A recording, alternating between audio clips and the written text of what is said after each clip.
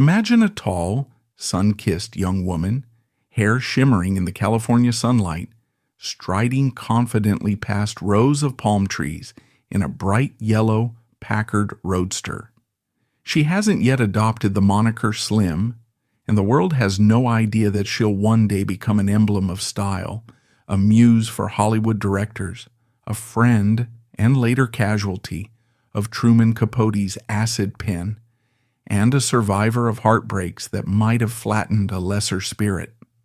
Nancy Gross, later known as Slim Keith, was born on July 15, 1917, in the famously fertile Selenus Valley, not far from the stomping grounds of John Steinbeck. But while Steinbeck's stories focused on the hardship of migrant farm workers, Slim's life would unspool on a very different stage: private planes, smoking parties at San Simeon, hunts with Hemingway, and heartbreak over illicit affairs. She would master the art of appearing effortless, even as tragedy and betrayal sank their teeth into her again and again. By the time she left this world in 1990, she'd seen enough drama to fill several lifetimes. Yet she always maintained that cool, polished veneer that turned heads wherever she went. To understand Slim Keith, you have to picture Selenus in the early 1920s, a region that was, in many ways, still the Wild West, full of canneries, dusty roads, and a certain frontier ethos where people forged new paths or simply drifted. Her father, Edward Gross, owned a cannery and was known in the family for eccentric and often harsh opinions. He was neither religious nor sentimental, harboring grudges against holidays, church gatherings, or really any social event that threatened the steady flow of work. Slim would later recall that he seemed allergic to celebration of any kind. Her mother, Raynell Boyer Gross, tried to introduce small moments of warmth into the household, like birthday cakes or little gifts, but Edward would scarcely tolerate them. Tension, it seemed, was a near-constant undercurrent. Growing up, Slim had an older sister, Theodora, and a younger brother, Buddy. Sandwiched between them, Slim learned early that she wasn't exactly her father's favorite. Edward favored Buddy, the cherished only son. The two girls received a comparatively lukewarm brand of parenting. Even so, Slim found ways to craft a sense of self separate from her father's austere worldview. She was tall, slender, and bursting with a restless energy that made her stand out among her peers. By 16, she'd had enough of small-town constraints. Without finishing her formal schooling, she hopped into a flashy Packard Roadster, an almost cinematic image, and headed for Death Valley, an escape that might seem peculiar given the searing desert heat. But that detour changed her life forever, because while there, she crossed paths with the actor William Powell. Yes, the same William Powell who would become a legend for his portrayal of suave, witty men in Hollywood's golden age.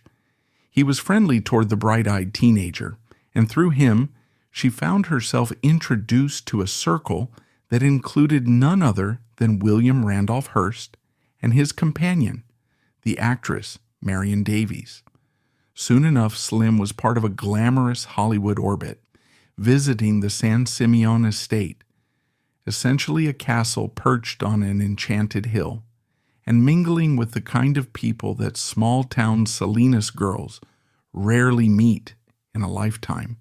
By 21, she'd graced the cover of Harper's Bazaar, dubbed the original California girl. Her brand was casual, athletic elegance, a breezy sort of sophistication that seemed at once accessible and unattainable. She had an easy confidence, and in an era when movie stars and socialites often overdressed in yards of satin and sequins, Slim rocked crisp trousers or men's shirts with the sleeves rolled up, looking as though she'd just come off a yacht somewhere off Catalina. It wasn't long before her image became synonymous with West Coast cool, and she'd never have to look back on the dusty roads of Selenus again. Yet for all her natural poise, her life behind the scenes had the messy drama of a Hollywood screenplay. Her first major collision with destiny came in 1941 when she married Howard Hawks, the acclaimed director who shaped some of the most iconic films of the mid-century. If you've ever watched the sultry Lauren Bacall in To Have and Have Not, or marveled at the chemistry between Cary Grant and Rosalind Russell in His Girl Friday, then you've seen Hawks's genius at work. But you can also count Slim among his muses. According to Hollywood lore, Slim once showed Hawks a magazine photograph of a certain young model. Slim was struck by the model's cat-like eyes and husky allure and said, "Wouldn't she be something on screen?"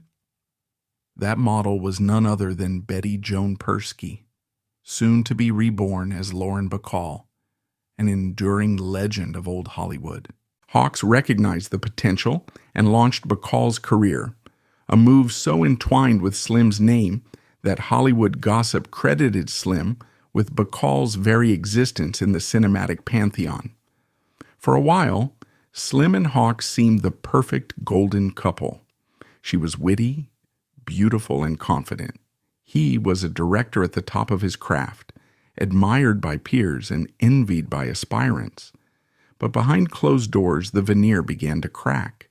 Hawks had a weakness for other women, many other women, and Slim found it increasingly difficult to cope with his wanderings. She confronted him time and again, but he would brush off her concerns or become defensive. The tension simmered until it boiled over. In the mid-1940s, Slim reached a breaking point, in part because she was tired of being a showpiece and an emotional punching bag. She decided to flee to Havana, of all places, to nurse her wounds and figure out a next step. Havana in the 1940s was a magnet for gamblers, artists, and restless souls. Its bars, casinos, and sultry streets offered Slim the perfect backdrop for escape. She stayed with Ernest Hemingway, a family friend and one-time admirer who had once made a pass at her on a hunting trip. Their relationship was a curious one. Hemingway could be a gruff, larger-than-life presence, someone who effortlessly attracted drama, but he seemed to hold Slim in genuine affection. According to some accounts, he admired her sharp mind and her unwillingness to dissolve into tears at the slightest hardship. She could sip a strong drink, discuss bullfighting, and parry with him about life and literature. During that Havana sojourn, Slim tried to cleanse herself of heartbreak, but as fate would have it, she encountered another man who would drastically alter her path, Leland Hayward. Hayward was a Broadway and film producer, a mover and shaker who had the ear of everyone from playwrights to Hollywood moguls. He was also inconveniently still married. But the spark between him and Slim was instantaneous. Here was a man who seemed to appreciate her not just for her looks, but for her mind.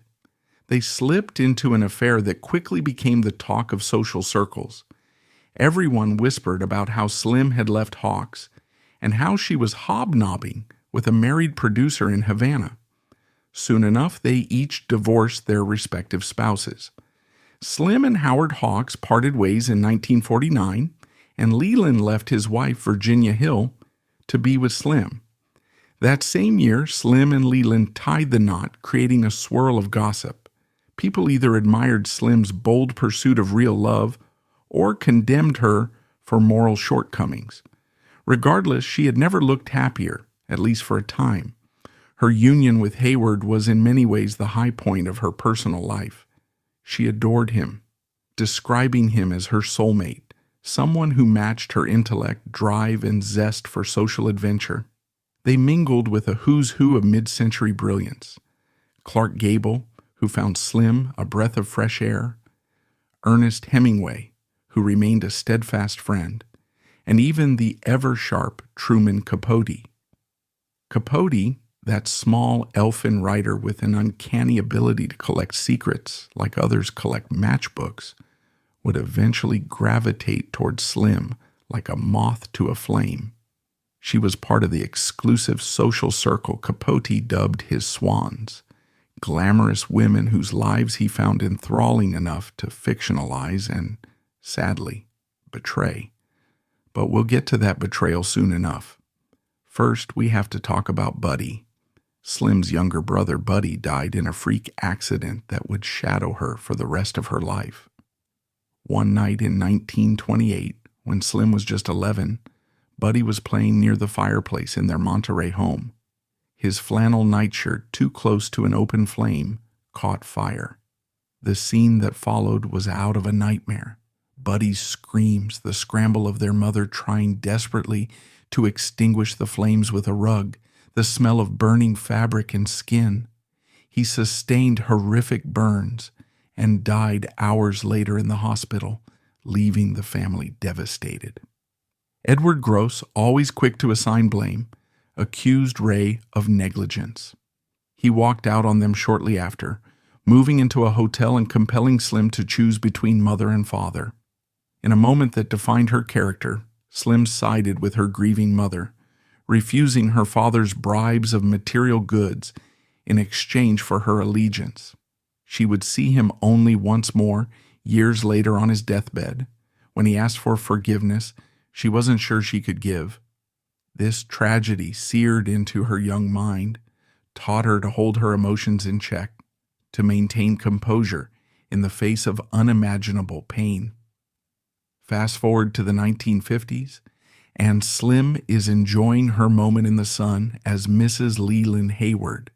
She's on the International Best Dressed list, collecting a Neiman Marcus Fashion Award in 1946 that cements her status as a style luminary. She's photographed by the best in the business, Horst, Avedon, Beaton, all trying to capture that nonchalant sparkle in her eye. She's living a lifestyle of private planes, lavish parties, and well-funded spontaneity, whether it's a weekend in Europe or a dinner with Hollywood royalty. And then, heartbreak strikes again. In the late 1950s, Leland Hayward, the great love of her life, embarks on an affair with Pamela Churchill, later known as Pamela Harriman. The betrayal blindsides Slim.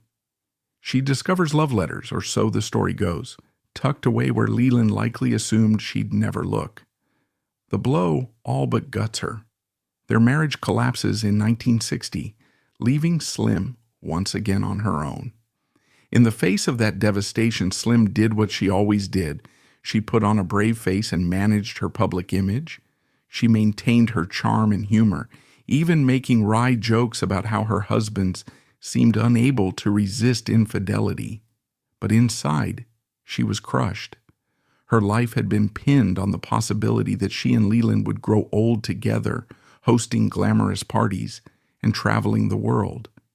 Instead, she found herself quietly packing her belongings while he ran off with another woman. His later death in 1971 from a stroke reopened old wounds. Even though their marriage had ended a decade earlier, she had always carried a candle for him. She learned about his passing via a phone call, collapsed into tears, and realized that the man she had once called my everything was truly gone. After divorcing Leland, she tried to find stability, some sense of grounded life that might salve her heartbreak. That search led her, in 1962, to marry Kenneth Keith, a British banker with a distinguished background and a certain aristocratic flair. The marriage granted her the title of Lady Keith, a novelty that might have amused her more than anything else.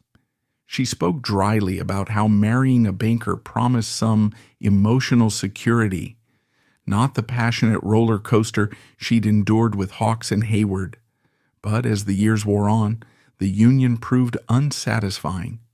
She left Kenneth Keith in 1972, declaring with a mixture of humor and exhaustion that 10 years per husband is my max.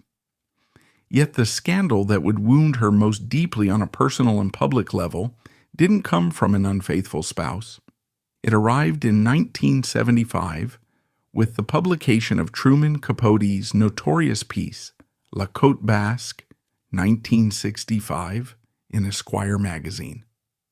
Capote had promised the world a groundbreaking novel, Answered Prayers, which would expose the hidden lives of his fabulously wealthy and well-connected female friends.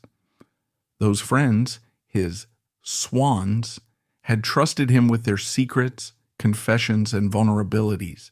Slim Keith was among them, having bonded with Capote over their shared cynicism and fondness for witty banter.